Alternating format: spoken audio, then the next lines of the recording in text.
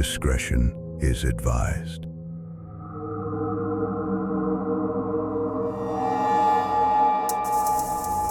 My father used to talk to me about guardian angels when I was a child. I was never the most religious person, although I never told my parents that. But my father was deeply Protestant and occasionally told me Bible stories when the two of us just hung out. It was always either before I had gone to bed or if I had woken up sobbing from a nightmare in the middle of the night that the topic of guardian angels was brought up, although more often in the latter situation in an attempt to calm me down. Oddly enough, his talks about someone in heaven watching over me while he wrapped me in his arms almost always managed to soothe me.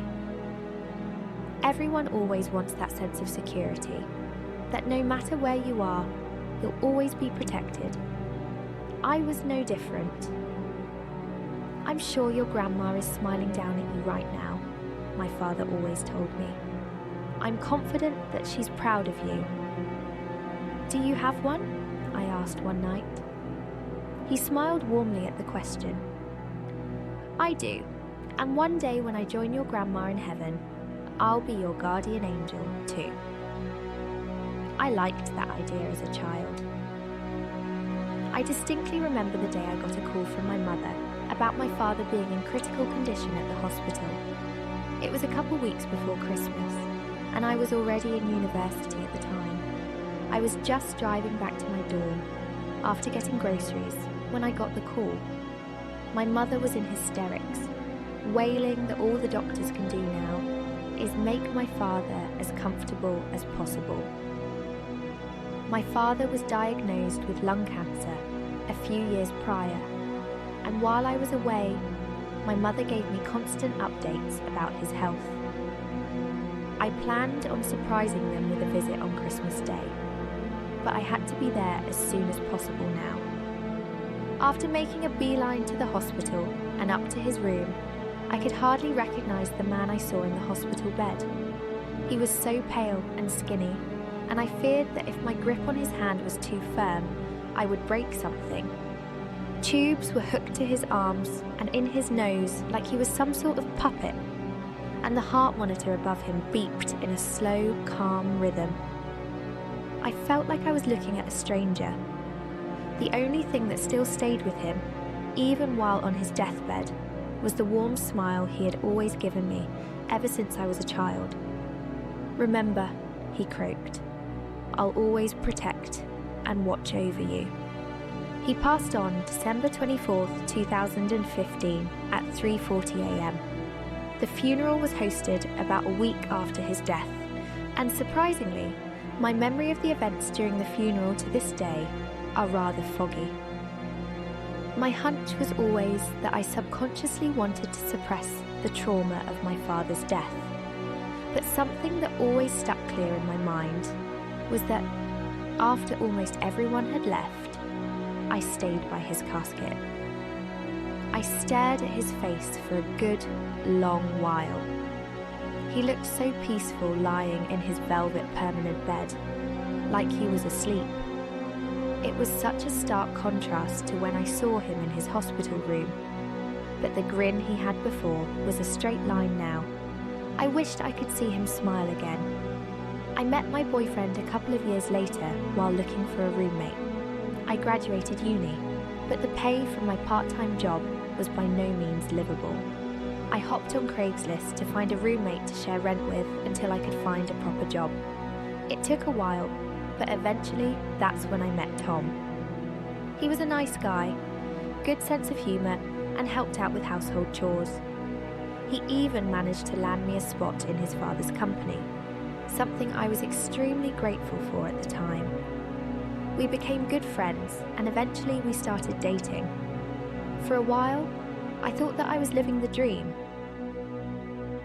until I wasn't. It was such a slow and gradual process that I only noticed until it was too late. But eventually it felt like Tom became a completely different man. He started to grow increasingly paranoid, and every time I mentioned hanging out with friends, he kept trying to talk me out of it in the belief that I was going to cheat on him. We started to argue more and more often, but it got to the point where I couldn't find the energy to do it anymore and just agreed with whatever his argument was, no matter how batshit it was. He verbally abused me for God knows how long, cooing about how I would be nothing without him or his help, and simultaneously calling me useless. Eventually, I believed this. Right when I was on the brink of running off in the middle of the night while he was asleep, he'd shower me with compliments and gifts in an attempt to get me to stay. He told me he loved me during those days, and for a while, I believed him. I kept convincing myself that he actually loved me, even though sometimes during our arguing, I feared things would get physical. He made me believe that the issues I had with him were stupid and childish, and I believed him. I thought that this was my life now, stuck in a relationship I cried thinking about. Until I heard his screech on the night of Christmas Eve. Almost immediately when I heard it, I nearly fell off my bed. I stared at the doorway, my only source of light being the dim red and green lights from the Christmas tree we put up a week prior. I could already feel a cold sweat beading down my forehead as I got up and frantically rummaged through my drawer. There was a slight wave of relief when I found the pistol I had hidden in case of an emergency, but adrenaline quickly diminished that relief. Everything felt like it was moving in slow motion as I crept towards the door and out into the hallway. I couldn't see much at first, since the tree's fake branches and glowing lights blocked my sight of the living room, so with a careful shaky hand, I moved some of the branches to get a better look.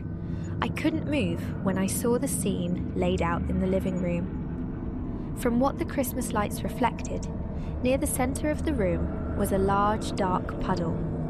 The lights brightened it and showed that it had a crimson tint. My stomach churned when I realised that it was blood. There were splatters of it on the walls near it too, like it was a grotesque abstract painting. My eyes went back to the main spot, and they followed a streak of dark liquid, like someone had been dragged. At the end of it, I noticed something moving out on the balcony.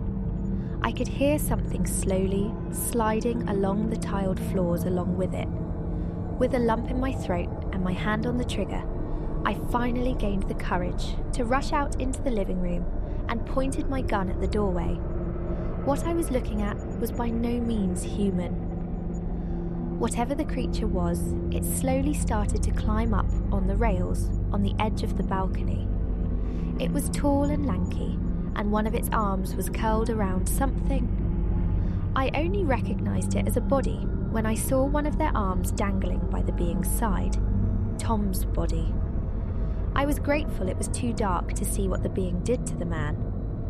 My breath caught in my throat, stifling any sort of scream that I wanted to desperately let out. What caught my attention the most about the creature were the black masses protruding out of its back. The Christmas lights weren't enough to fully see them, but they looked similar to wings.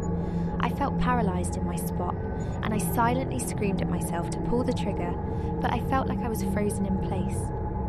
All it took, though, was a whine that escaped through my mouth, and the creature whipped around to look at me. Its eyes were stark white and wide like saucers. They glowed much brighter than the lights decorated around the Christmas tree. I'd assume in any other scenario I would have either ran or shot it, but to my own surprise, I lowered the gun.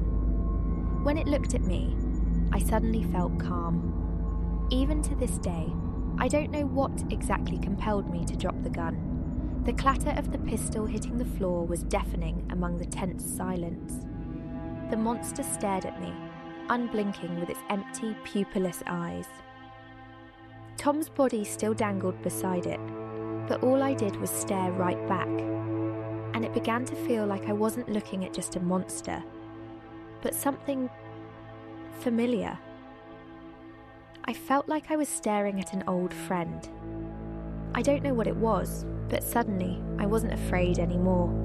I blinked after taking a couple of steps forward, and when I opened my eyes, the creature had already disappeared, along with Tom's corpse. The police came 30 minutes after I made the call. I could hear the chatter of a news reporter near the window I was standing at, along with the various other mumbles of the officers as they examined the crime scene. When they questioned me about what happened, I only told them about the scream and the bloody mess that I had found in the living room. I knew none of them would have believed me had I told them what I really saw. It's been roughly 4 years since that day, and sometimes when I sit in my room, I think back about that day, about the soothing effect that monster had when I looked into its eyes. My father's message echoed in my mind every time I think about it. Remember, I'll always protect and watch over you. I've begun to put more faith in the existence of guardian angels.